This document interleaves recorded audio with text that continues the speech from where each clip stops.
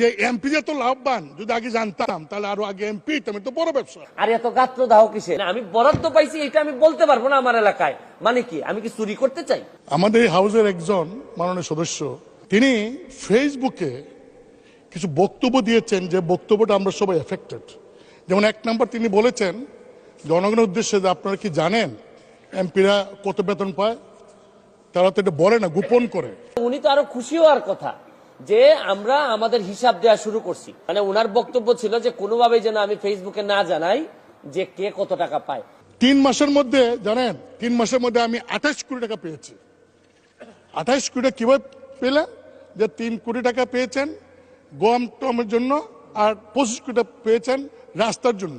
এই আমাকে কিন্তু ইতিমধ্যেই ওই ফেসবুক দেখে অনেকে বলছেন যে 25 কোটি টাকা পাইছেন, এই টাকা কই? আরে আপনি জানেন যে এইবার মাননীয়